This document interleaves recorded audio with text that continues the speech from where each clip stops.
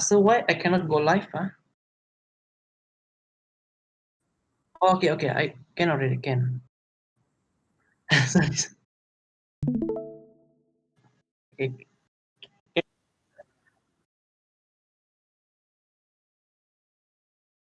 So can you see the PowerPoint? Okay. So this is my gaming history. Basically, just this one is only for the PC one. I'm not included all of the games. So my first game is like in 2003 when I was like in primary school lah. So first time playing video games, PC console, and my mother brought me to a cyber cafe because back in the days, my mother she worked as a clerk, and then she doesn't like have time for us. So that's why like in every Saturday or Sunday, she tried her best lah to like to have some time for us. So in 2003, I played the first game like the Max Payne, the Street Fighter, and then the Crazy Taxi. Also, like the Counter Strike and the Half Life was my first ever like first person shooter. It was a memorable moment lah for me to play the FPS genre because like back in the days, like the Counter Strike is very famous, but then for a newbie, it can be like annoying lah because you're not good at it.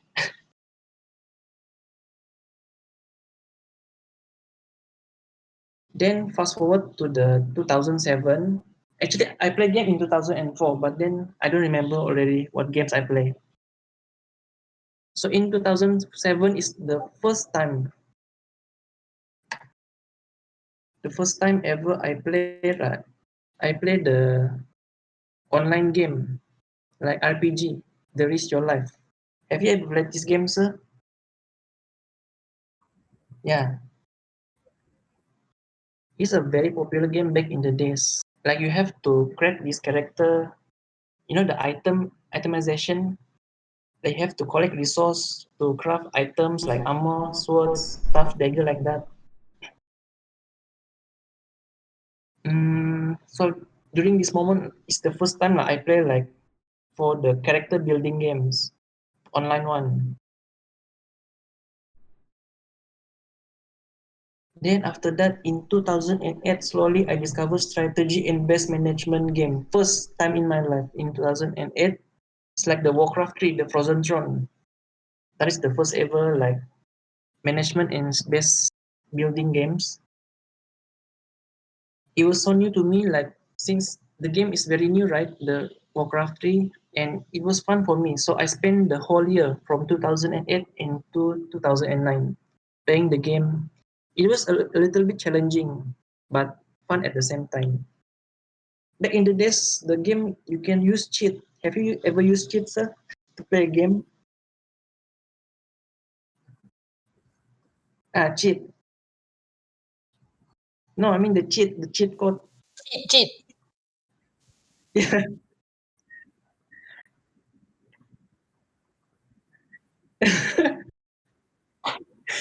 This is my first time lah. First time ever I played the Warcraft 3, right? The Frozen Throne. I use the cheat because the game no because it is offline. Yeah, so I use the cheat on the campaign. So also in 2009 is the first time ever I played like second online game, which was Dota. To me, Dota is like very important lah because of Dota. Then I mean like the Dota is the MMORPG genre game, right? So because of that, I mean like I fall in love with the MMORPG game. Until present day, I still play like MMORPG. Even like most of the time, I just play like the League of Legends. It is also the MMORPG. So this one is more complicated. The Red Alert. I, I don't know like, how people can play this game. I mean like it is more micromanaging. The Red Alert. Oh, you love this game. The command and yeah. but then it's very micromanaging, right? The micromanagement is so heavy. Yeah, I mean the red alert between like the Warcraft and red alert, the red alert is more like more heavy lah, the micromanagement. So between my early teen, between 2010 and 2012, I bought so many games, like physical video games, like the Need for Speed, the Empire Total War, and then the Shogun. I mean the Sega. This one is released by Sega. As far I played Need for Speed, the Carbon, Need for Speed, Undercover, so many games. But one game's like really important at that time is the League of Legends by Riot Game. This one. This one I still play until now because it's very obsessive. But in 2014, because during that time we got like high school, right? We got exam, so I stopped playing games for almost like 2 years. This one. So until like from 2014 in present, the main game I always play is only the League of Legends. To me, the League of Legends is very a special game, not because of the replayability. Because like this game has no ending, since there will always something new for a player to try out. Doesn't matter lah, either the player is a newbie or professional. Because like every week the developer they always like introduce a new patch update. They update the game, and that is why like the game always fresh. Like I mean like every month the game always fresh. They always like introduce like new buff or they nerf a hero. To me this one is like very challenging, but at the same time it is interesting. So Find a data yeah, center, that set is up an for me lah, entity. the League of Legends. I mean like one of the thing that I learned from this game development for the League of Legends is that if you like always introduce a new materials or elements to the games, you will make your games like interesting and also increase the replayability because it never gets boring. Yeah, yeah, or never. But then I only watch the YouTube. I mean, back in the days, this League of Legends, like nobody knows about them, the Riot. But then one moment they become like now they are the biggest like esport, right? Yeah, they're very huge, even and popular. Oh,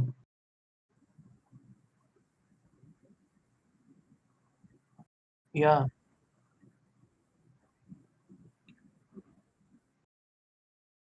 I mean,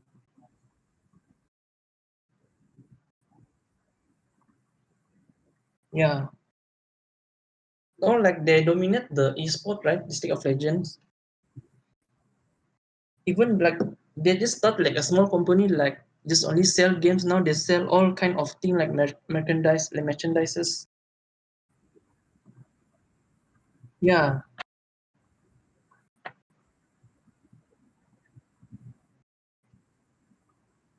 yeah.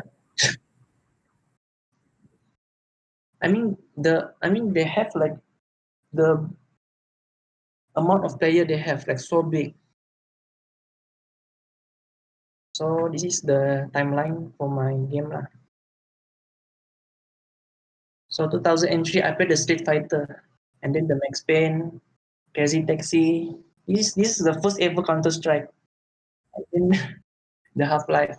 This one is the Warcraft Frozen Throne. Hey, so have you ever played the Serious Sam? Right now they got the part 4 already.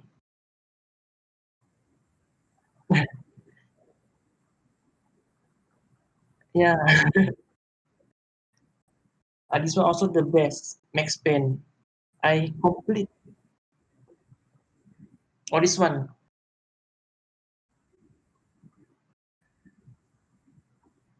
I played this one is the. I complete the campaign because the game is just interesting the story. And this Total Overdose also very interesting.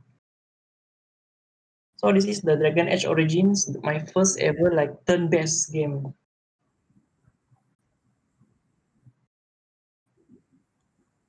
Oh, the Dragon Age Origin.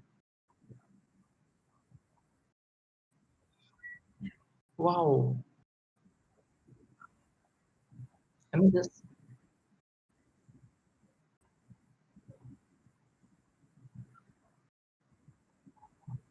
mm,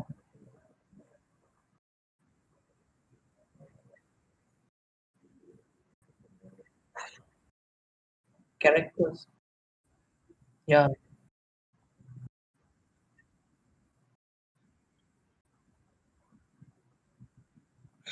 very interesting.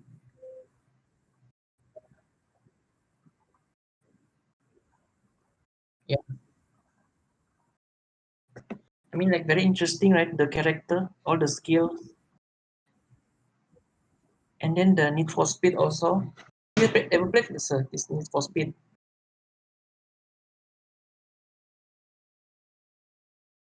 The Need for Speed. Yeah, oh my God, this is the most like interesting game.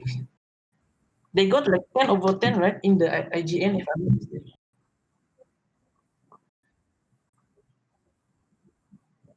I mean, like The Witcher 3, it defines the. I mean, like the next game, like it sets the standard, right? How high the standard for this open world, and then this one's Valorant from Riot also. What's a new game? Oh, you play Valorant? But I played both of them now, the Overwatch and the Valorant. But the difference is that Valorant is more like liquid. I mean, the control. I mean, the control, like the cursor, they are more like, I mean, liquid. It's like very like smooth. Yeah, fluid. For the Overwatch, a little bit like not that.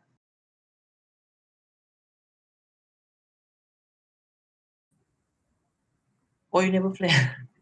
Yeah. So this is the Witcher 3. I mean, like, look how beautiful the world, right? I mean, the way they design the world. So that's all. Thank you.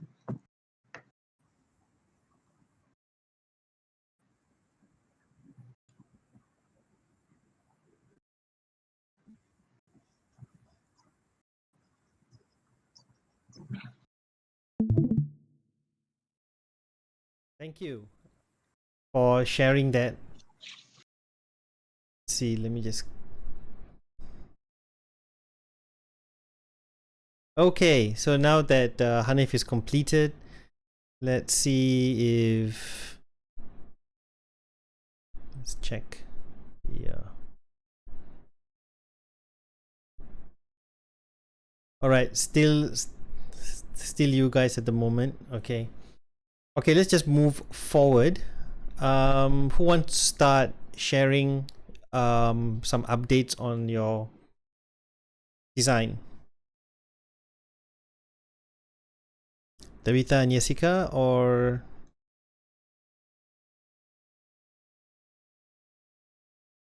the other three?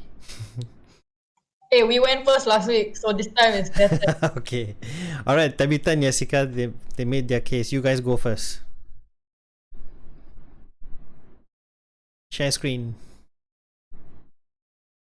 Okay, okay. Wait. Yeah.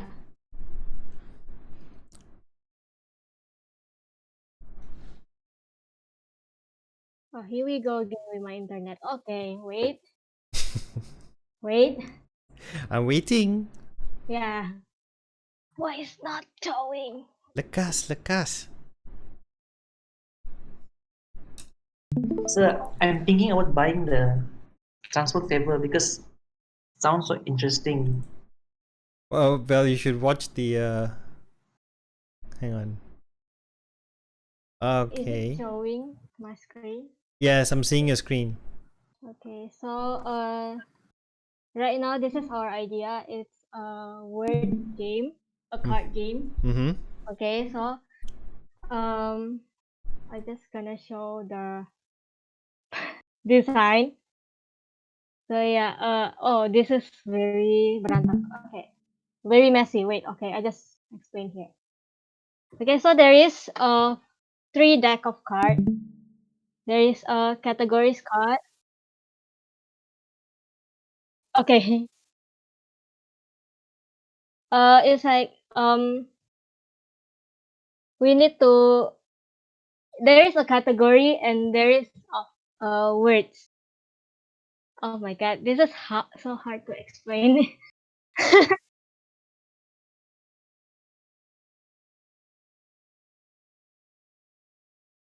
It's just it's a word game. It's a word game. Ah, okay. To go to the finish like to like there is a board there, so you need to finish until yeah, the fastest to the finish line. That yeah, there is a board like you go one step until you finish the yeah the board. Uh, yeah,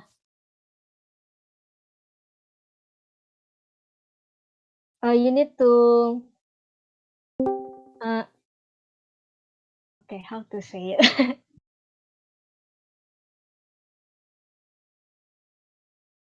Yeah, like there is you need to how to explain this part.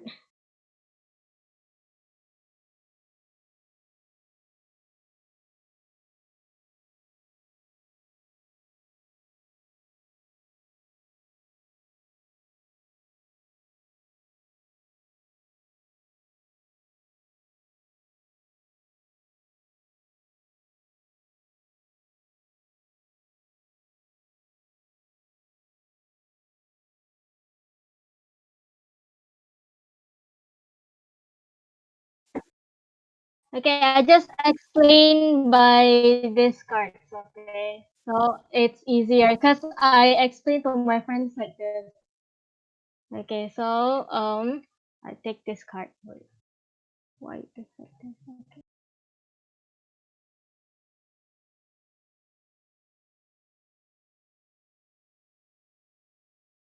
And this.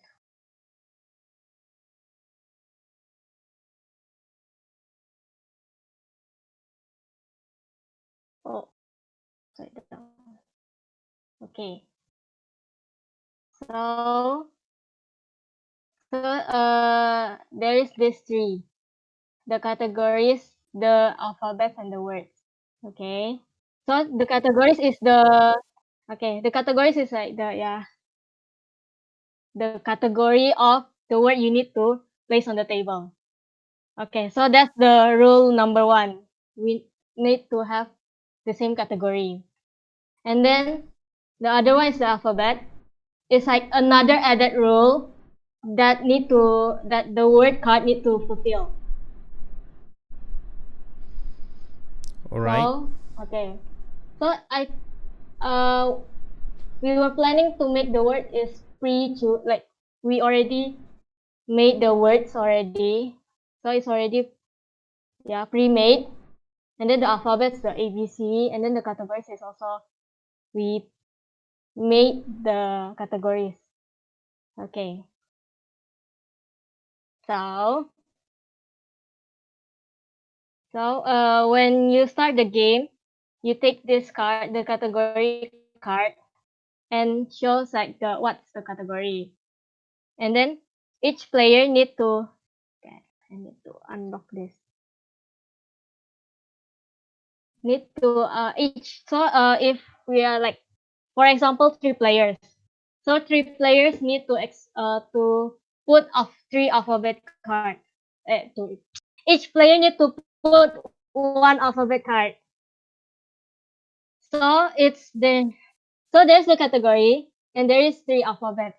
So what you so this to move the step you need to have the same category and have the alphabet in your word like that.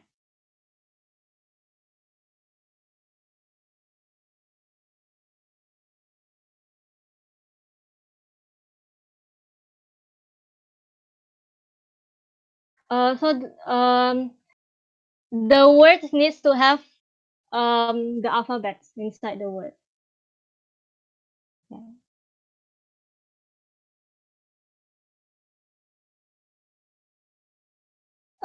Later the words card is also like we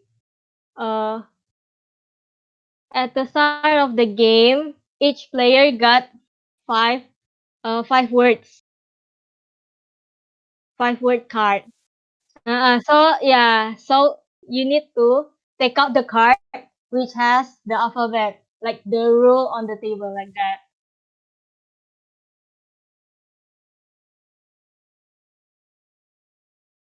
Yeah, 5 words. Yeah,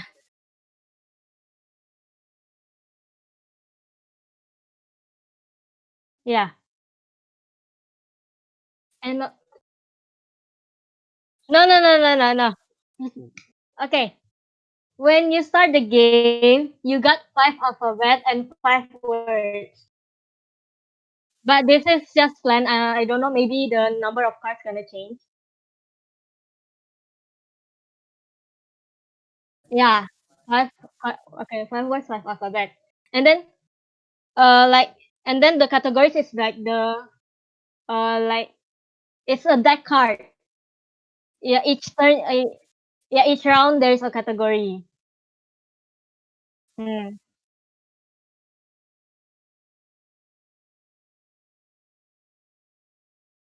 Yeah, each round, each one turn. Yeah, yeah.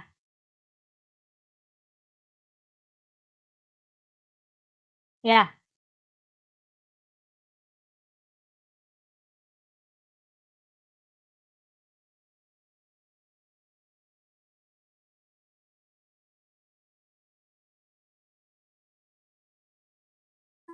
Tabita simple category. I just gonna make like, okay. So remember this alphabet is each player put one. Okay. So yeah. Animal, I think. Animal. Okay. Okay. So one Okay. So the category is animal. So now I have to look for. like when you played it, you have 5 alphabet and 5 words, right? Uh-huh. And then so the 5 words, you see the which one is animal category.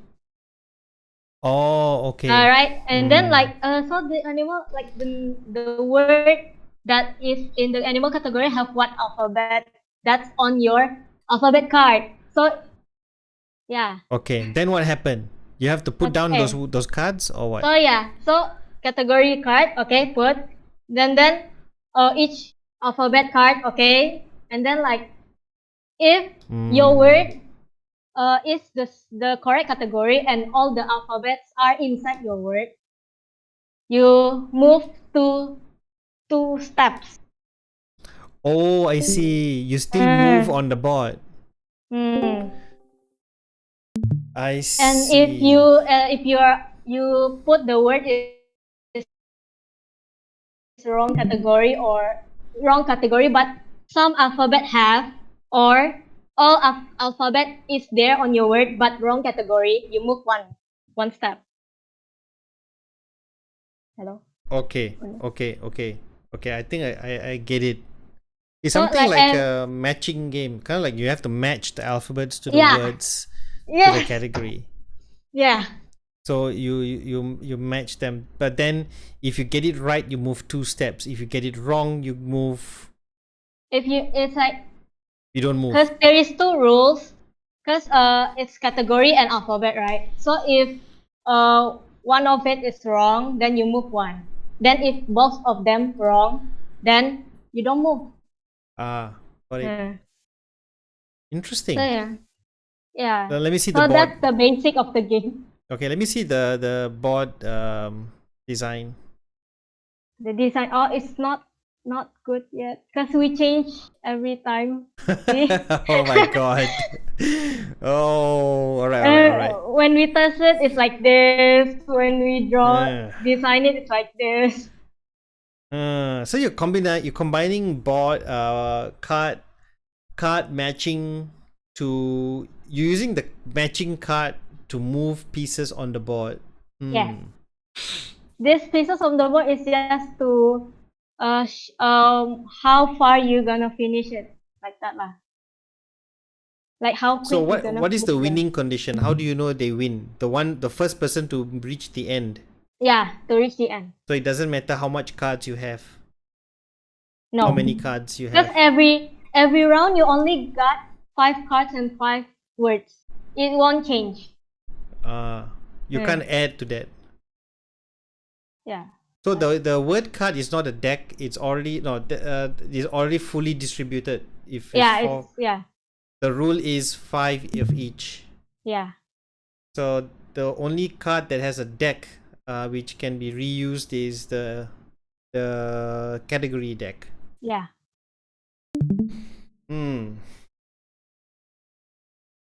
Okay, it's got potential. So you need to move the pieces on the board. We have to. Okay, so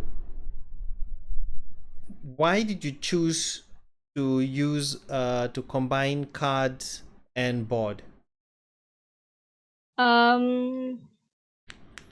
Because I don't want. What was that?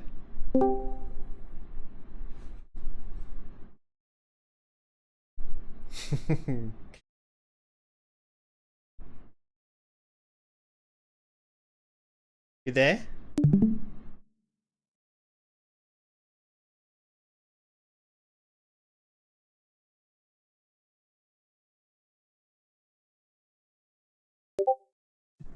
Jessica, we can't hear you. I think she's gone off the voice. Maybe she's discussing. Yeah, because like her mouse is still moving. Oh, you're seeing her on video. Okay. No, like can see her like mouse on is the screen. her mouse is moving. Yeah. Oh, okay. She stopped. She stopped streaming.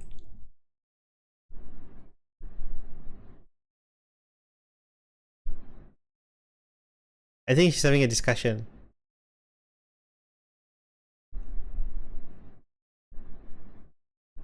Oh no, Tabitha said it was an internet problem. Oh, internet. Okay. Gosh, their part of their part of town. It's not that easy, yeah. I mean, they got internet connection, right, sir? They do, but I think maybe she's experiencing some kind of lag, or probably Even just now, like I cannot watch her stream.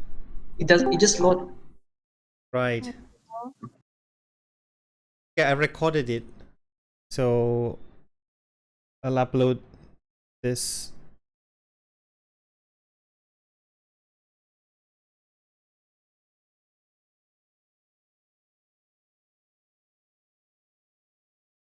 Are you there, Jessica? Take your time. Don't Yeah. worry. Yeah. Are you okay? Yeah. Okay, cool. Share So again. yeah, so never mind. You don't have to show the board anymore. I think we've seen your rough design. Yeah.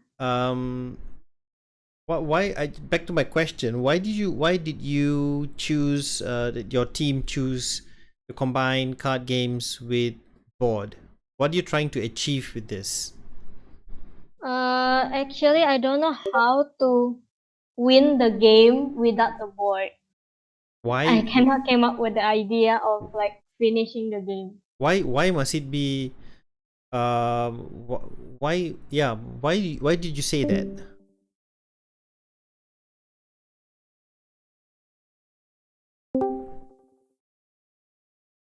I don't know how. Yeah, why did you say that? Why must you? Because let's say if I were to, I'm just giving you a challenging question, that's all. So you just take Okay. note of this challenging question, and Okay, okay. you can think about it later. But even if you can't answer it, it's fine. But important thing is, my question is this: why do you need a board to win? Because lots of times we see card games, tabletop card games, they didn't need a board. They just had Yeah. cards. Yeah. So the focus was not so much on a board but on the card and the person who's playing it. So in this case, you say winning. You don't know how to win without a board. But have you thought about winning just with the cards? I know how to make it work, but yeah, because I put the rule if it's correct, 2 step. If it's not complete, it's 1 step. So it's like better if there is a board to indicate that. Okay. Now, when you choose a board, okay, fine. Whatever your choice, it has a potential. Okay, my third question. Okay. Do you have a research support for this? For example, has anyone do you have a reference? Yeah, Okay, but it's a mixed board game in one. okay. Hmm. So do you have, can you share? Or is it, So when I came up with the board that indicate like how far to the finish line is a game called Privacy. mm-hmm. Okay, so they use a board to like go to the finish line. Like they don't use anything other than to indicate that you need to if it's correct, 1 step, if it's perfectly correct, it's 2 step, like that. I got it from that game. I see. Mm. Do you understand the origins of that game? Was there, did they explain how the game was designed and created? No, I just saw people who play the game. Right. Why didn't you do a little bit more research about how this game is designed? Okay. Yeah. I'm Can if you're taking that as a point of reference, it only means you're probably finding some problems in that particular gameplay. mm. So that gives you a research direction. So when you find a problem in that particular game framework or the way it's played, then it gives you a strong purpose to want to implement this in your game, but incorporating a new concept. So that will be another question, the fourth question. What is Okay. new about your game? So what is new about your game? Okay, what is interesting now compared to this one?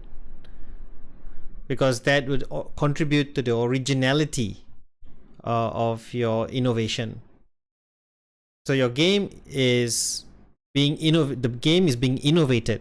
So you're introducing a new element. And if you want to introduce a new element, it only means you have found fault with a previous game with a similar element. So so you are building on something that used to be played before. Now what is the difference?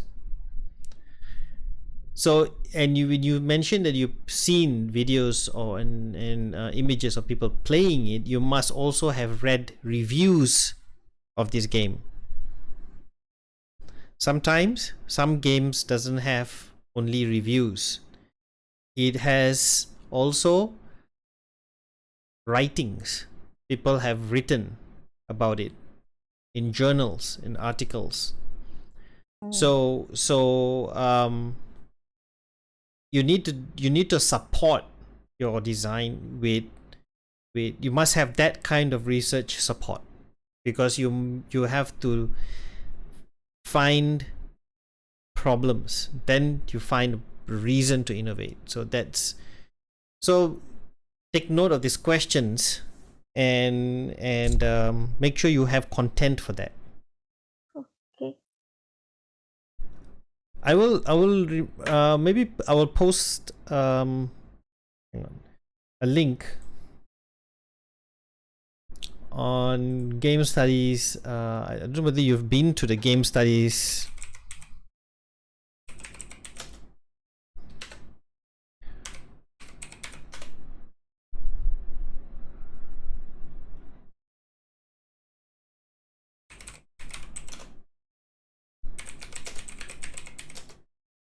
Hang on, yeah.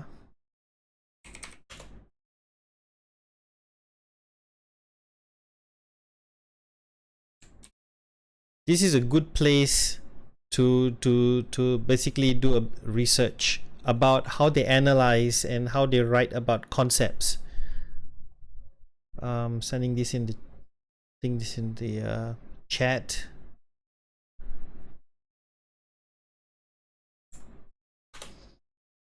So I put the website link on the chat. So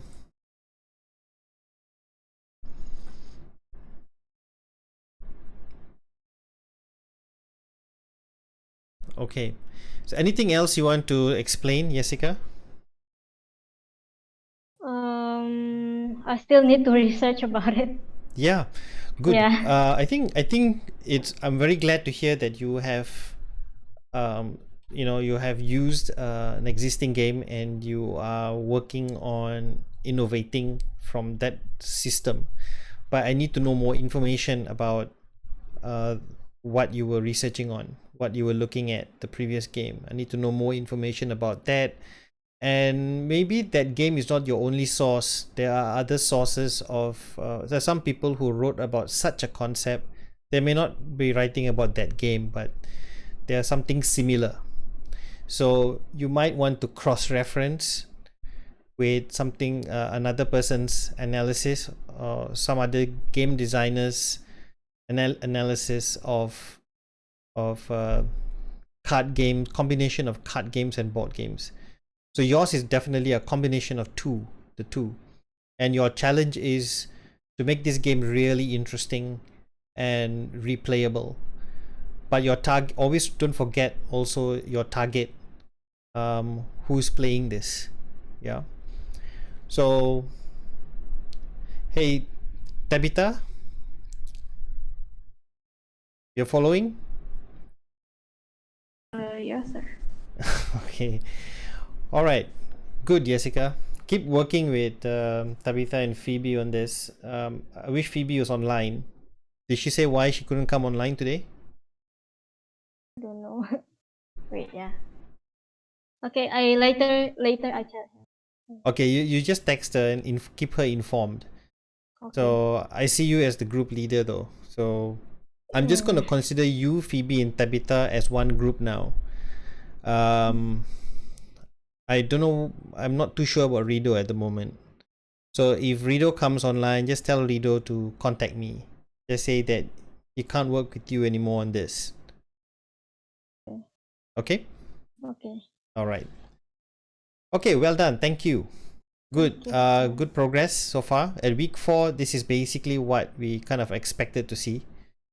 But we got to you better start refining this, and two things you got to do. One, increase your research support, and the second thing is you need to play your game too, and you need to keep testing your gameplay, because as you just remember one thing, one danger about board, if you're going to have movement, the game can the time to play the game can drag very long time. It can reduce the interest level of the player.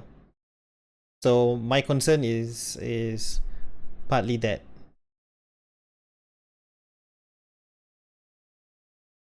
Okay, Jessica? Okay, sir. Okay, good job. All right. Kyra and team. Yeah, hold on. Let me share the screen.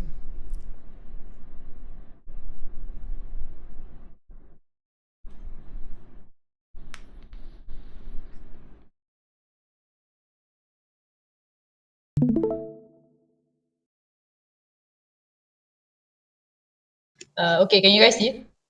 Just give me a moment, please. Right. Something. Hang on.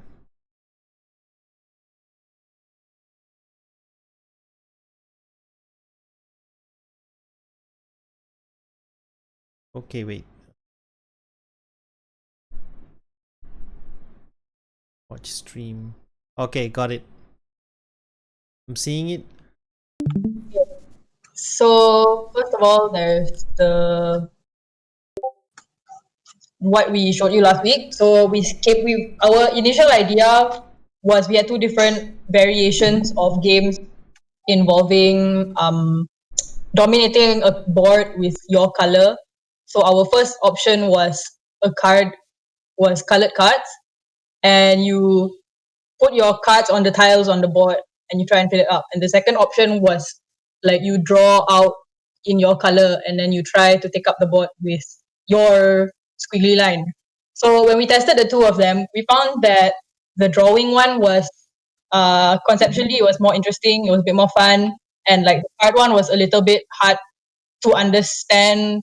Like we kept forgetting throughout the game that like the cards were supposed to continue with each other in a line. Like one of the rules was the cards need to be next to each other. You know, like let's say if you put one card on one part of the board, your next card has to be next to the first card you put. But we kept forgetting that, and then the cards wound up like everywhere. So yeah, long story short, that one just it seemed less like something we wanted to work with.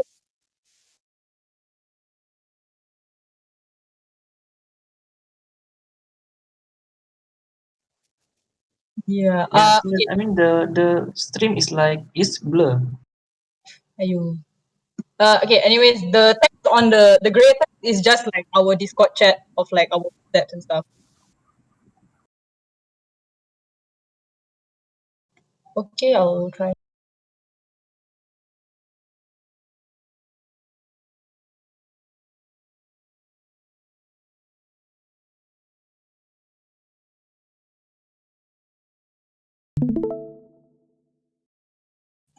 Okay, I'm doing it at a higher resolution this time.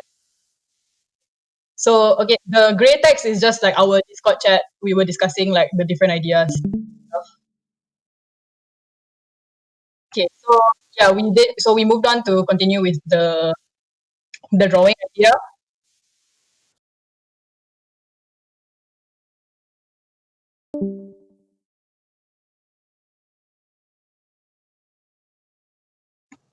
Yeah.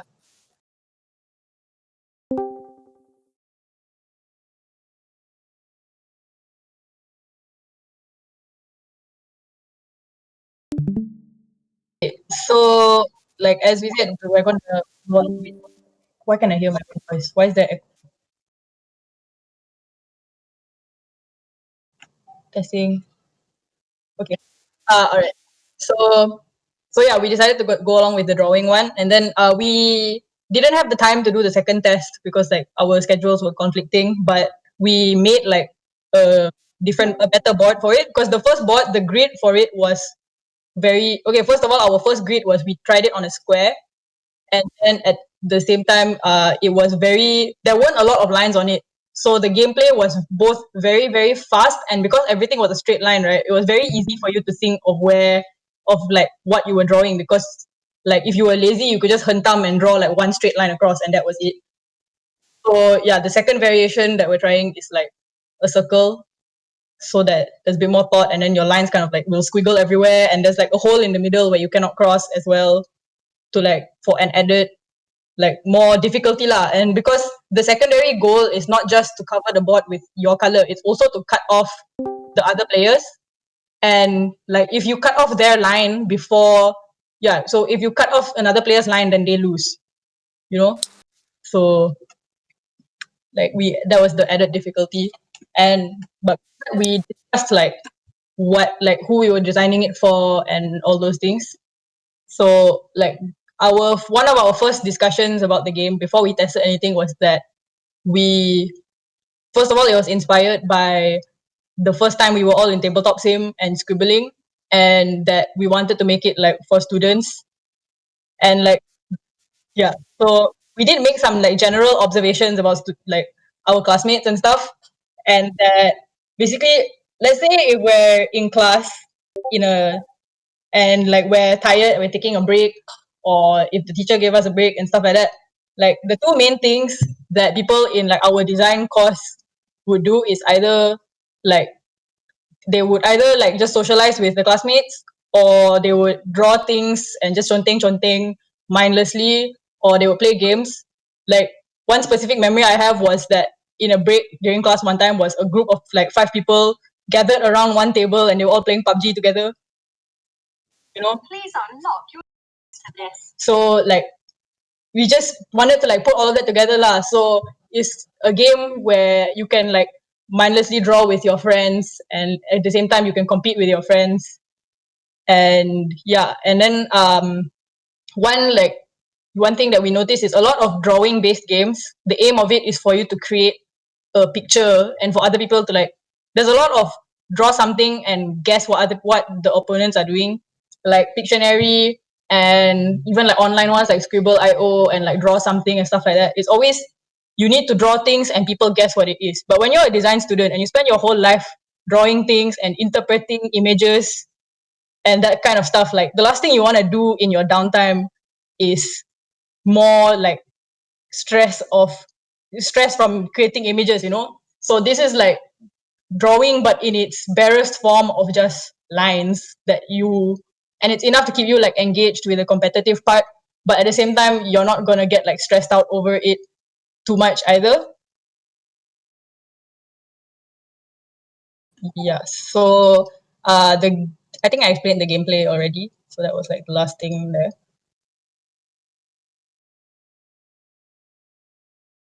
Can Now, how different? Basically, you want, okay. Basically, it's for designers, and you want to create a platform for them to be able to draw without thinking. Yeah, pretty much. But they still have to do some thinking here, though. Yeah, but you know, like you're thinking, like you're not going through like design thinking. It's more just like strategy thinking. You know, it's a different. What's the difference between design thinking and strategy thinking?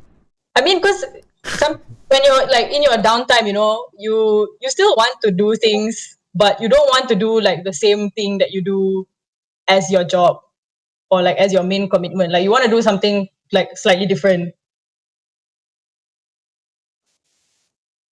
But isn't that?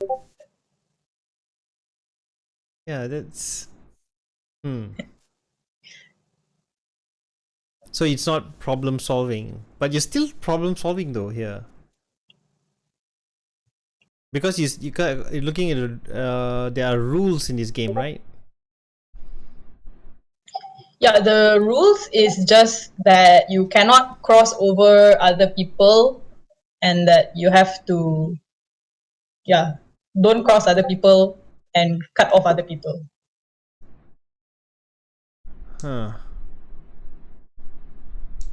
Okay. Seems Like in yeah. that what we mean by like the thinking part is like, you know, you don't have the same, like there's not so many aspects you have to think about at one go. Like for example, you are designing a poster, there's a lot of different things that you need to consider.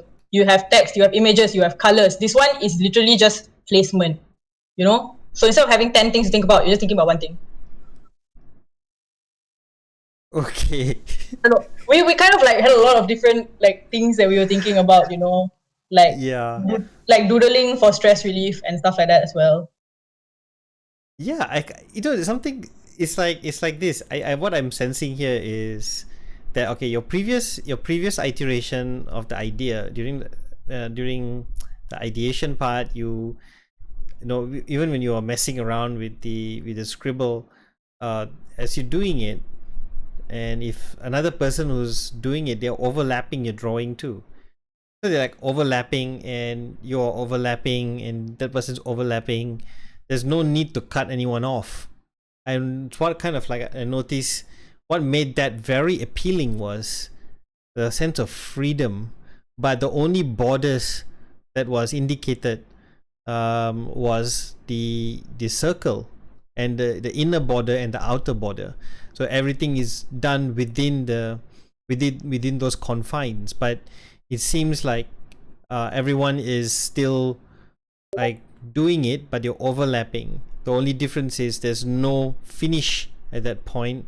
There's no decision to finish that, and the starting part seem to be starting it, of course, can be controlled, but there's no finish, and you just keep going. Now, on the other hand, it seems like what I sense is you need to incorporate some sense of a rule. You're adding more rules, and don't you think those rules kind of diminish the need to be able to have that freedom, and it seems a lot more entertaining if there were less rules.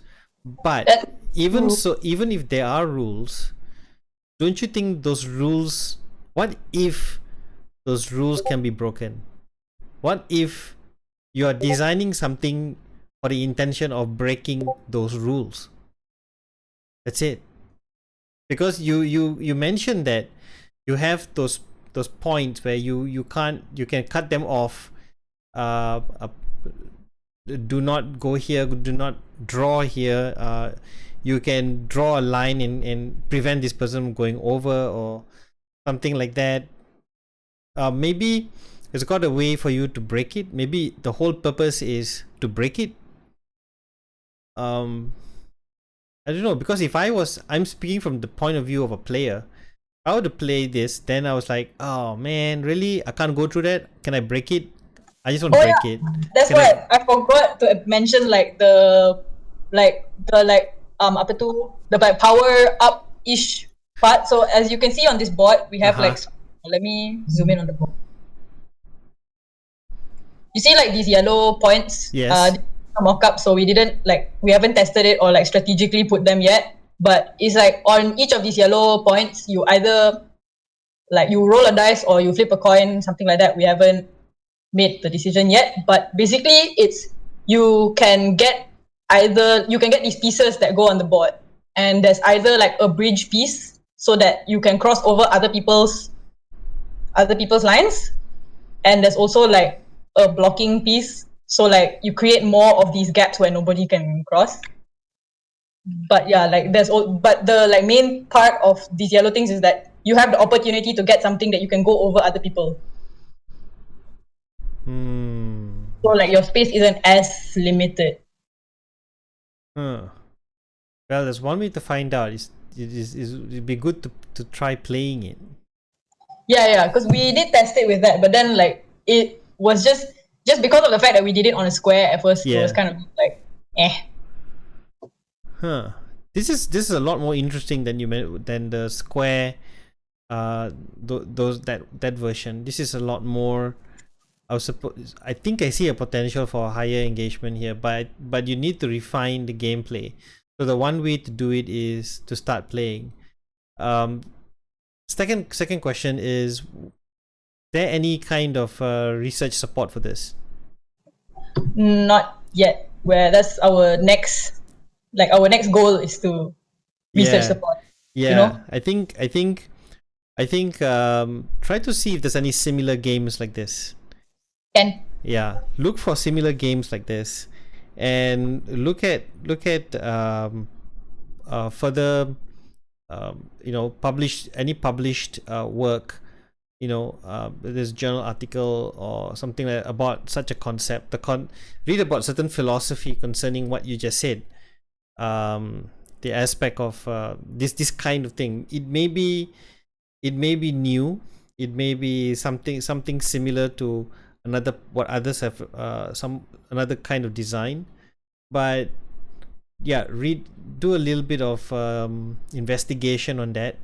So look for any existing one and then study their framework, study their pattern of gameplay.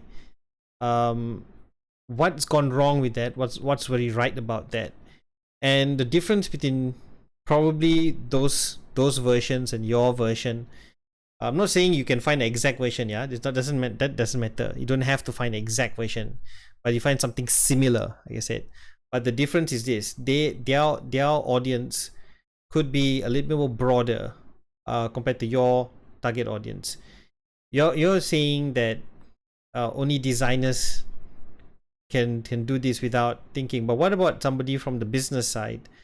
Someone who's an accountant all his life. He said, how do you think they would fare in a game like this? And when they interact with something like this, what kind of data can you observe, or what kind of things can you observe from anyone who's playing it? So you can think about transdisciplinary, or you can think about or a broader target audience or a broader spectrum of players, or if it's just among the design community, you must have a strong reason as to why, because it's quite limited. I mean, if somebody were to invest in this prototype, then I mean, for them, they want to see how they can, break even. But if your target audience is very niche, will that affect the business aspect of it? So Yeah, that's true also. yeah, so you got to think about that as well. So then you also need to you should talk to people too. Don't forget, you need when you're in the midst of collecting information, a design is not existing by itself. A design is based on basically what I just told you, specific observations of problems and needs, based on existing innovations, existing games, or similar versions. Okay, so investigate that and make comparative analysis, right? Analyze your design. This design is not the final design yet, and you know that too. This is going to go through several iterations of it, but you need to get upgrade your engine of your design engine right now with more research support and dialogues with your target audience. And you may have cleverly try to get them to participate in a little tryout. Cleverly try to just don't even use this board that you did. Just ask them to just scribble on a paper and see what happens. This sort of thing. Do a little experiment just for the fun of it. But for them, it's just fun. You're just messing with them. But for you, it's data. For you, it's observation. How many of them react to this? How many of them, what do you feel when you did this? What do you feel when you drew like this? What do you feel if somebody drew a line and you couldn't reach it with your line? What comes through your mind when you do this? You can ask someone who's mature. You can do things like that, tiny little experiments. You can task one of your team members to go and compile these observations, and then these are all important data, because when you expect such interaction to be on your specific design, it needs to be reinforced with a strong reason as to why, because you need to generate needs and you need to generate a really strong, a worthy objective, so that then you know exactly where you're going, which direction you're taking. And so this is basically, I would say, a great start to it. What you're showing me is a really good start. I think you now have to reinforce this and keep. Like it's a bit baseless right now, right? Still.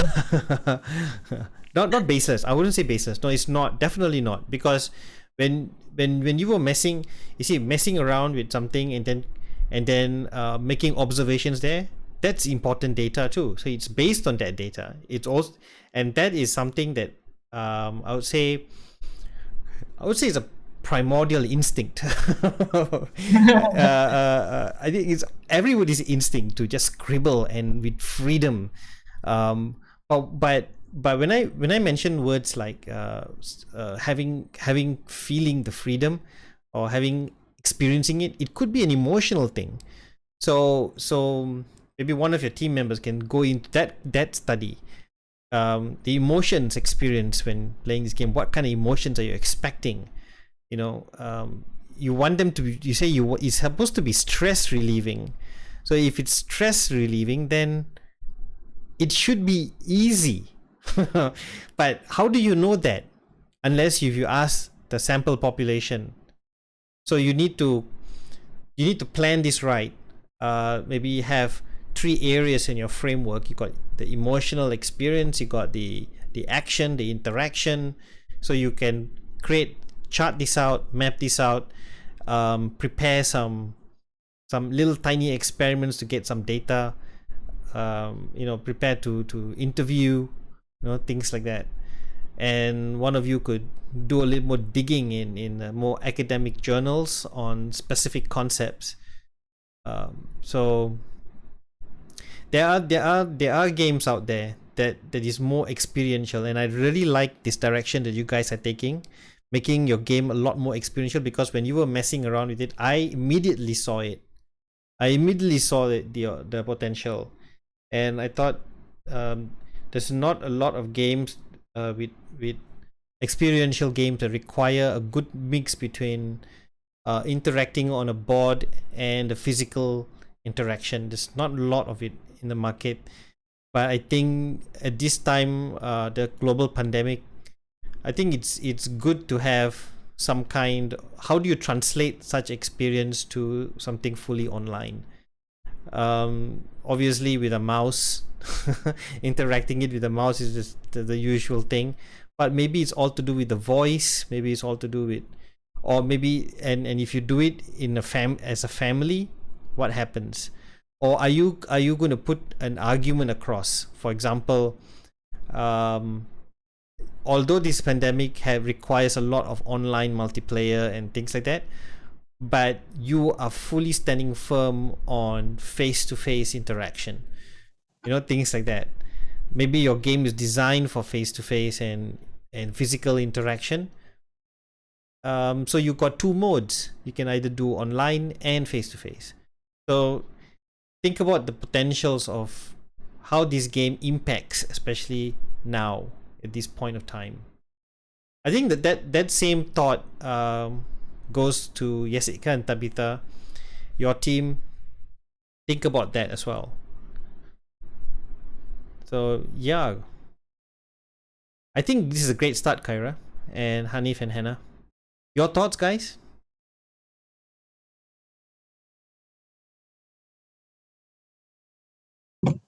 Guys, janganlah diam guys. Sorry, Dido. I lost the unmute button.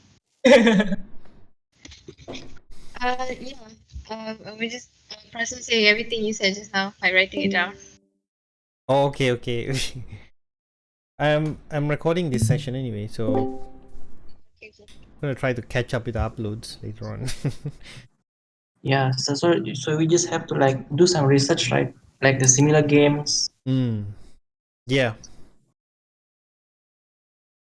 I have this one board game that I got that you have to wear something in your mouth and say some Really? words.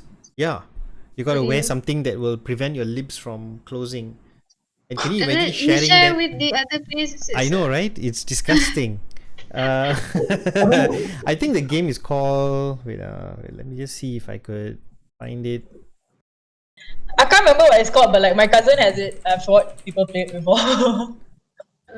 Like I refuse to play it because like it seems too disgusting. Yeah, it is. It is disgusting. Wait. Just give me 1 second, yeah. I just see if I go bring it down.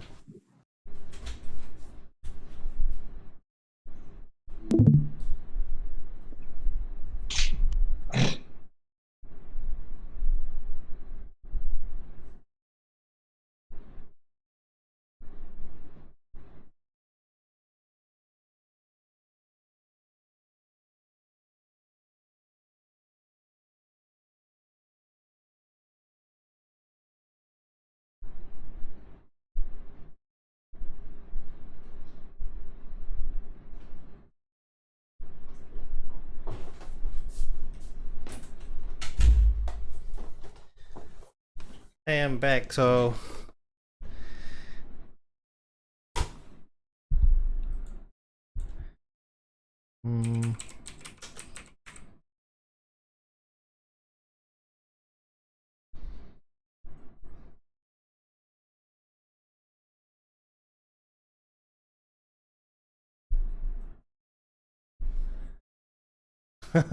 This is crazy. Let me just share.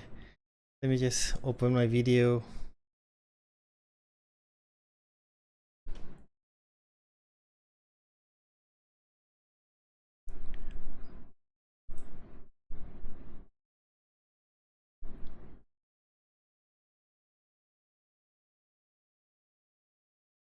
Can you see me? No, I cannot. You guys still there? Yeah, yes, sir. Wait, let me. I mean, the screen is blank. Yeah, I know. Wait, hold on. Let me switch the camera. It's on the virtual Yeah, camera. Oh, can. hi guys. Hey, Hi, sir. hey. This one. I know it looks upside down. It's called Speak Out.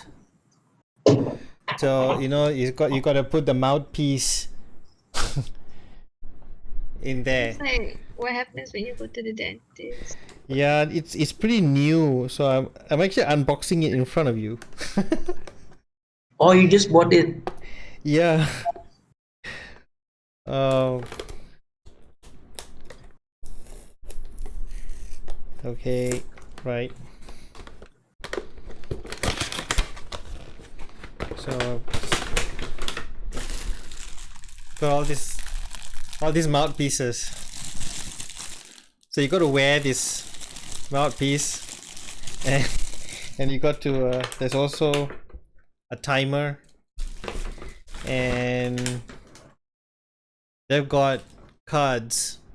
So it's very simple: mouthpiece, cards, timer, and the mouthpiece. I think there's got 1, 2, 3, 4, 5 mouthpieces. So I think maximum 5 players at one time. But after using them, I think you need to sterilize it. Burn it. Yeah, if since well, it's a shame that Jessica, Tabitha, and Phoebe are away. They're not exactly here. But if you guys are here, we could play this. It'll be fun. But maybe the 3 of us could play, and oh, maybe I could bring it to one of the face-to-face sessions and we can give this a try.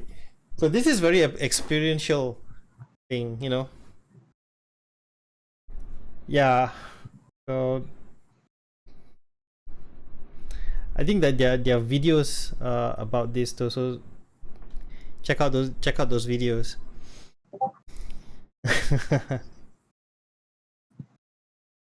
So yeah. Anything you guys want to add? So far I'm seeing two progress of your design, two versions, and both have very interesting say very interesting potential there. But take note of my feedback, and we could review your developments next Friday.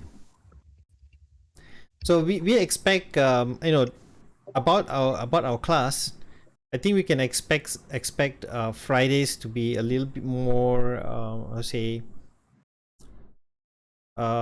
Fridays to have, I would say, more development reports on your design.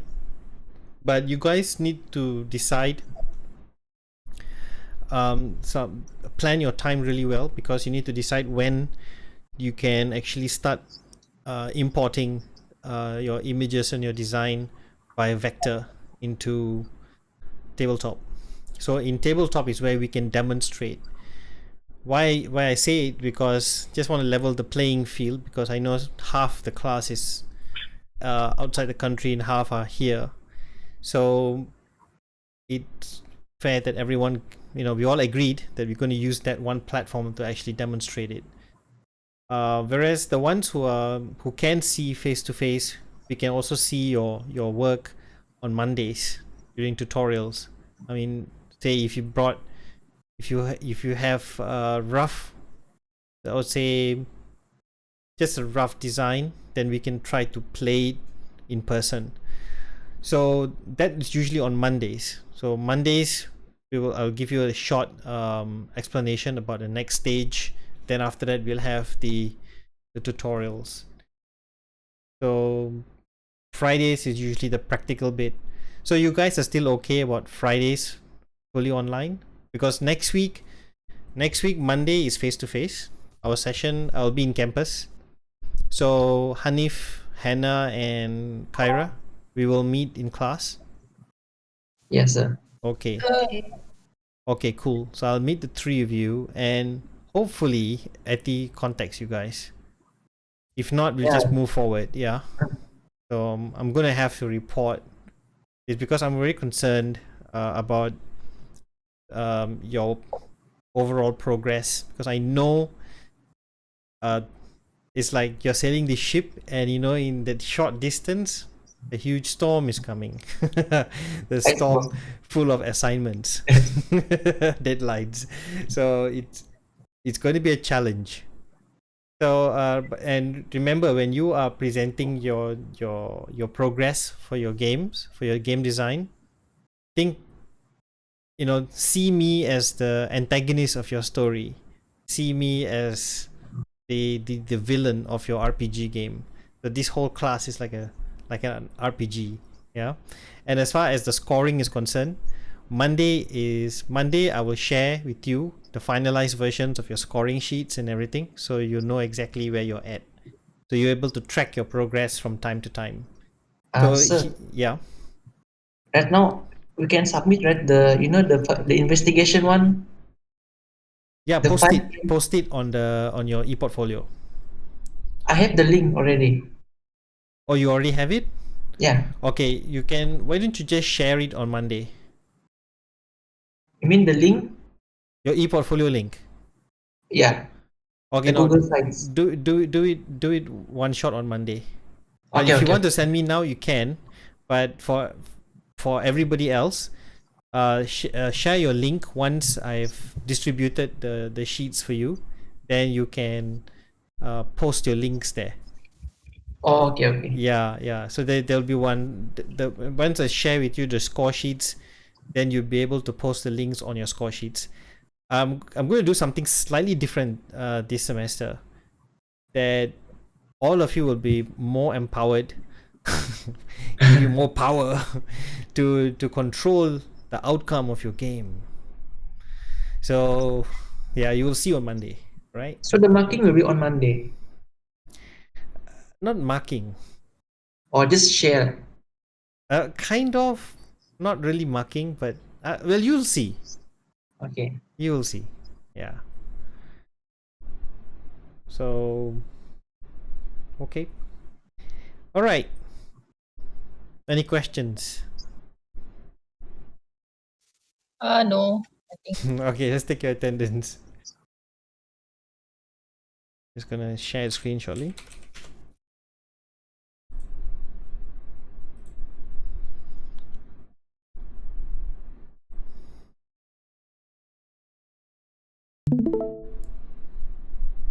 Can you all see? Answer. Okay. Okay. You can take now.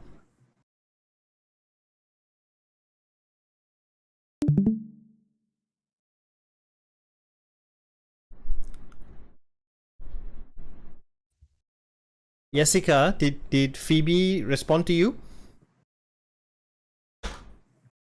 Yeah, she did. How is she? Hello? Oh, Hi. hello? Hi. Hello? Yes, Jessica, I'm here. I hear you. I hear you. Okay. She's still, yeah. Yeah. I think she has audio.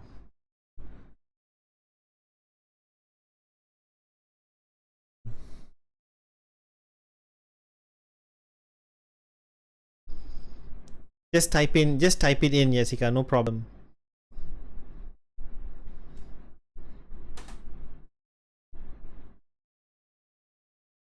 Dude.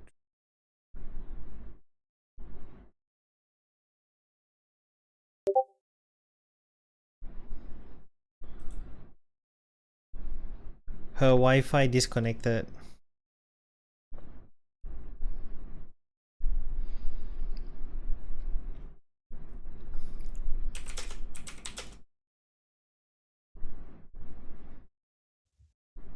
She can always, okay, in future, if there's issues, you can always connect to Discord using the phone, using data.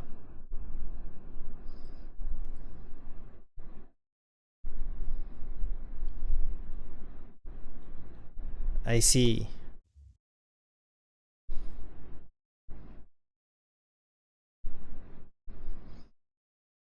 Hmm.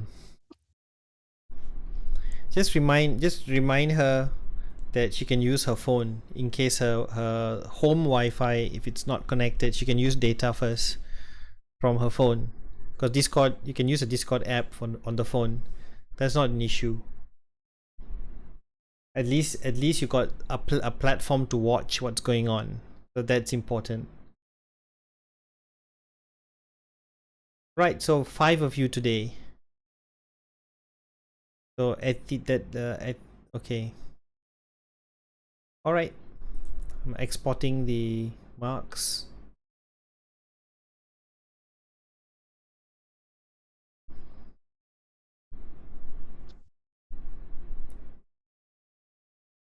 Have you guys been doing some gameplay? I know Kyra did. Kyra, I'll have to come back to you on that. Yeah. know- So actually, I've recorded a second one. I just haven't like edited the video yet. Okay. Keep at it. And are these YouTube videos? Yeah, yeah, Okay, make it a playlist or something. yeah. I'm going to. Fantastic. I will join you. I also want to make some gameplay videos. It's high time Asa, I do it. you mean the gameplay is for the 5 review game? Yeah, the yeah, your weekly gameplay or something, your reviews. Oh, Yeah. oh, it's still like ongoing. Oh, still on. Yeah, you're still I doing it. thought I thought already end like in week three. Oh no, it's ongoing. Yang tu you just Oh, doing the whole sem, honey. Yeah, you can do the whole Ah, semester. The more, I thought in okay, fact, okay. the more you do, the better. You keep in. Then I will add lah. Yeah, Maybe. the purpose that is basically contributes to your scores for the exercise, because Oh, yeah, because I uh, thought already like ended like last week. no lah. Oh, because inside the module like you it says. remember the exercises simply means that, yeah, well, that, yeah, the exercises always continue, and you can just keep working on gameplays Oh, and, okay. yeah, do game reviews. But when you're doing game reviews, right, you don't, you're not just playing the game, but well, you play the game, okay. Sometimes you just, if you have the capability of playing and reviewing at the same time, then fine. For example, as you play, and then after one mission you stop, then you kind of like explain what you did, and then you So can like the IGL review, right? Something like yeah, that. something like that. So, but more audible. You can hear yourself play, or you can have a screen pointing at you and you're playing, kind of like a Twitch kind of thing. Oh yeah, Twitch. Yeah, kind of like that. So you could do things like that, or you could record the experience playing this game, and then after that, open a video editor and narrate that. You can Yeah. narrate that. You can disable some of the sounds there, or make the your voice a bit lower, and just narrate the game. So you could do either way. I like it more spontaneous, so you just record as you play. Yeah, but more but natural. but as you record, as you play, sometimes as you're playing, you'll be too focused and not saying anything. That'll be very boring. So I think, but you have to be conscious. If you're recording for purpose, then you have to intentionally comment on every single thing that you're doing.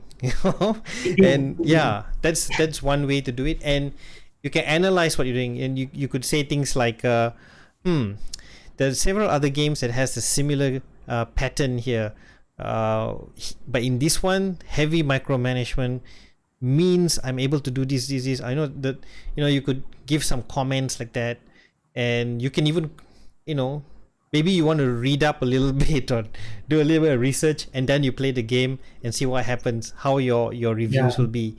If you don't read up and study, Because some people say the game is good, but then different people different, right? yeah, some people give very good reviews. If Yeah. the reviews are very academic, you can learn. Mm. And it's fun to watch too. But some people just that's it. You don't learn anything. You just you just see how they enjoy it. So learn to review games. I think this is a good way. I mean, I'm learning too. Yeah. Yeah. So Asa, Yep. So when we review a games, maybe you can like recommend the elements that we should be looking for. Yes. That's why I was thinking of making one so that I could lead by example. Yeah, yeah. Sometimes I'm so lazy. You know, after having some classes, I'm like, I wanna. But you have Twitch, right? Huh? The other day you said you share your Twitch. Yeah, Yeah. yeah. I don't know. You guys, I I don't know. have Twitch. You have to. Hey, Phoebe. Thanks for coming online, and you can take your attendance if you want. I know you're late.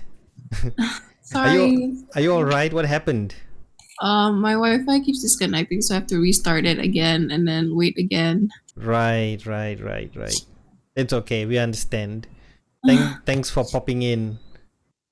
Yeah, I was telling Jessica that the three of you, I think I see the three of you as a team now. I don't know about Rido though. So, but if Rido does come in contact with the three of you, then just tell him to just contact me because I really need to know some information from him. Okay. Yeah. So, okay, coolness. Good.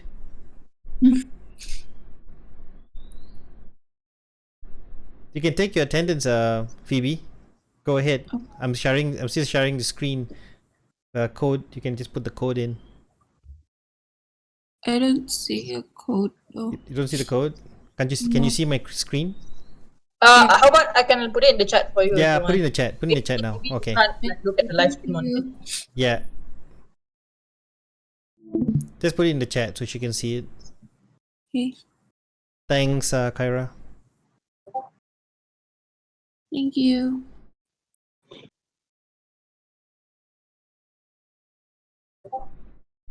Yeah, it is ENV4H5. Correct.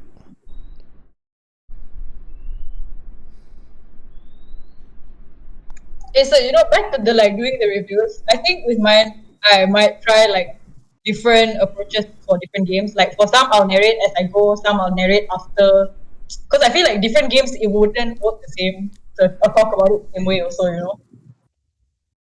Yeah, good point. Yep. Yeah, definitely. I agree with you. I think different games will definitely warrant different responses. Yeah. Yeah, some games will require you to really focus. So it may be hard to do two things at once. But maybe Yeah. at some point Micromanagement. at some point if you pause. But if I'm playing city building games, it's easy for me to comment because it doesn't require for me to like walk here in first person to make sure nothing is coming after me. If I'm doing like that, it's very hard to do both. FPS game. Yeah, Counter-Strike, you have FPS to is- focus. Yeah. Oh. Yeah. Counter-Strike And then is- like the game that I was recording Haritu, right? Yeah. That most recent one. So like it's story based. So I have to like read, like most of the gameplay is me reading. So like it's too hard. It would have been too hard for me to like talk while I read the thing and like my head. So that one I'm definitely gonna like narrate it after. But then like I have another game I'm planning to do later on that's like a really simple puzzle game. So that one I think I'll like record as I go. Yeah. Good. Yeah. Good idea. Just Also, yeah. I mean the games, is it like analog and digital or just digital? Or we can Anything. As long as those games, the two reasons to review the game. One, you're really curious about the game. You want to try something absolutely not familiar territory, or something that you really love and there's something you feel can really be extracted. Some good knowledge can be extracted from it, and what is it that you want to do? So it's purposeful. So that these three things. So yeah. So just give them in the genre whatever a Yeah. person wants. yeah, so you could intentionally try to go to new territory. Like say I've never touched this game before. So you're going to do this, you're going to record this fresh reaction. And at the same time you get the experience. Then like for example, you're playing some zombie game and you hate zombie games, but you're just going to do it anyway. So you just do it, and then after about, you time yourself, say about by the time you reach the first checkpoint. Once you reach the first checkpoint, you just press pause and then you take a deep breath. Holy shit, you know, and then explain what is that experience like, Yeah. and how linear was it? Did you have options? You know, so it could help also that you write down frame several questions on a piece of paper, so that at least it gives you helps you Yeah. think, What remind you look for, right, in the yeah, game? reminds you what you need to think about, what you look for, you know, that sort of thing. Sometimes I before I play, I mean, like, before I play a game or buy, I read the Steam like review, and then I look for that inside the game. Yeah, but you know, some of the Steam reviews are crappy, you know. Yeah. But They some of don't them are even- professional, right? Like, yeah, you know, I've written 1 or 2 reviews and they're crappy too. I was so lazy to write them. I was like, the game is awesome. That's it. That's all I wrote. But But- it's Steam reviews. Yeah, I wouldn't consider that as a good guide. But if you go to IGN, YouTube, Metacritic. yeah, IGN sometimes give a very good critique. IGN is like game critique, you know. Yeah, They're like they're movie very, like- critiques. Yeah. But you Then have Metacritic also. yeah, Metacritic is also okay, but you could look at some independent game reviewers who give very good academic reviews. So that Oh. you might want to look for some of those. There's so many out there. How about YouTubers? What? I mean, the YouTubers, YouTubers? Yeah, some YouTubers are pretty good. PewDiePie. PewDiePie is not bad. Actually, Yeah. PewDiePie gives some very, but his is more into reaction and more like reaction. But now I think he's over time he's becoming more and more analytical on his games. But previously it's just experiential, more reaction, more stupid shit, you know, that sort of thing. Yeah, at some like recently he gave a review on a book he read recently. He's never read Dune, Frank Herbert's novel, so he read this one and he gave a very interesting insight on it. Surprising. I mean, that's PewDiePie. I can tell that he's more mentally mature now. You know? Yeah, I think maybe the ability to criticize also is something you kind of acquire and like habit of over time. You know, like if let's say if you start just doing the stupid reactions, eventually your reactions are going to become more Hyper reaction. educated. Yeah, eventually, yeah, you're right. Actually, yeah, good point. I think it's always a place to start, isn't it? Yeah. Yeah, Start from bottom. I think because this one boils down to they say the word authentic. Yeah. Because when you do videos online, it's very challenging actually, you know, because one of the things that people prefer to see is authenticity. They want to see you really authentic yourself. And it's not easy to do that. Because every time you're in front of the camera, you just can't be authentic. You're not honest enough. No matter when you think you're honest, you're not. Nervous, right? Sometimes you get nervous. Yeah, you're afraid to show the real you. But the ones who are very successful, you know, showing themselves online, they just observe and see. They're being them, but it takes time. It takes time to build that, that you know, the confidence. It takes time to build that momentum. Because when you first get started, you're worried about so many things. How are they going to look at you? How you look like? What's on my The people background? thinking- You know? Yeah. I used to be very nervous about my background when I started streaming my classes long time ago. Right now, you're looking at my real background. Last time, I used to insist I need to put the green. Oh, I used to put the green screen because I'm just too shy to show my students the real my room and how I really look like in natural lighting. So I have to on every light, put a green screen, and you know. So I realized those things don't matter anymore, you know. And I realized that a lot of people don't really bother about green screening. So yeah, unless you're doing something intentional, you really want to create a specific presentation using green, that's a different matter. So but yeah. Sir, Yeah. I mean, the review can be voice over, right? Yes, can. It can be Sometime- voiceover. Oh yeah. So I mean, is there any like minimum, like 3 minutes? Okay, for like every video, I Yeah, just not do very like, long. Not very long. I I mean, think a brief, right? Brief review. 5 minutes. Yeah. Yeah. As long as the important points you plan, just bear in mind what are the things you might want to talk about. Yeah. Prior to streaming the game. Yeah. So if you want authentic response and reaction, if you want to demonstrate an experience, authentic one, then you want to play that mission fresh, without sometimes some people do something that's not authentic. For example, is you already played the mission, so you know what to expect, and then when you stream it, you pretend that it's a real fresh one. That's not. You can tell, it's they played this before. I mean, like staged already. Staged. Yeah, you staged it already. So I rather like something fresh, Yeah. So I mean, like we just like express our authentic, like what we think of the game, right? Yeah. What you think of the game, what is you can notice, what you analyze about the game, What makes them like special? what is special, but that is seeing from a bigger perspective. As you are playing it, you are experiencing. There's a word called in the new media side called immersive. How immersive is the experience? Number one, you're seeing the experience, the immersiveness, but then immersiveness is like top of the hierarchy, and then as you play, suddenly you're glitching. That ruins the immersiveness. And then number two, there's the things that can go wrong. But number two, environment design, the graphics, and then number four, storyline. Things like that. So what's the storyline like? Like rich storyline.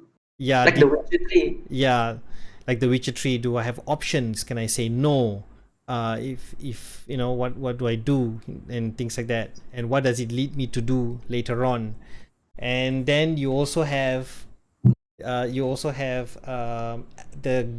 game element, okay, the ludological element, where you have the challenges in front of you. I'm facing the monster. Now, to face the monster, how many ways can I go and defeat this monster? And so I have, what weapons do I use? If I use an axe, would it have this amount of damage? If I use the sword, so bottom line, you have decision making. So, but that is if you pause and then you decide. But what if you're in there itself, split second, you got to make the decision, so you can make that comparison. So some games give you opportunities. Digital games give you the opportunities, but analog games, like manual games, don't give you the opportunity. They are then and there. You got to decide. Yeah. So it's like playing badminton or playing tennis. It's not like you hit one tennis ball and then you pause. Okay, where do I go? You can't do that. But in digital games, the strength of it, there are some different versions. If you play Left 4 Dead, for example, you can't pause. You gotta freaking decide where to go. To shoot the zombie. Yeah, man, that's a shitty game, man. Scary as shit. Or you play some kind of horror. There's no pause. You just have to go in there. So some or like Call of Duty, for example, the Call of Duty games, their campaign. Oh way, you can't rest. I mean, you behind the cover, but not for long. The cover is going to be destroyed. And they use cover mechanics, but the cover mechanics is that there's one element of the cover mechanics that become very important part of the gameplay: destructible elements. So they put cover, but you can destroy the cover. So then you can also analyze, like, okay, if cover mechanics can be incorporated in digital game like Call of Duty, but what version of this can be in a board game? You know what I mean? So like you can have a little piece and put there at the cover character, the character behind the cover, one square, one tile. The piece is one tile, but can the opposition destroy the cover in order to get to this? That's so that's how you could, as you review, you're constantly trying to see new things, influences, it used to be Settlers of Catan, that influenced digital digital civilization building games, but You mean the Catan, the board game? yeah, Catan. Is it like the civilization, like the hexagonal tiles? Yeah. I mean, before the revolution of digital gaming, it was all manual board games. They were all board games. They were all that, because we didn't have the technology to be able to replicate the experiences, replicate the story, the narratives, or anything like that onto the screen. But then when you saw Sid Meier, that brief documentary, you notice that when he created the first strategy games, the Conquest one, the Pirates games, all those are actually something like, what if board games come alive on screen? That sort of thing. It's based on that one question. That contribute to a design objective. So it gives you a design purpose, because you saw problems in board games. But you see advantages when computer technology becomes more advanced. So now we're not talking. Now we're talking about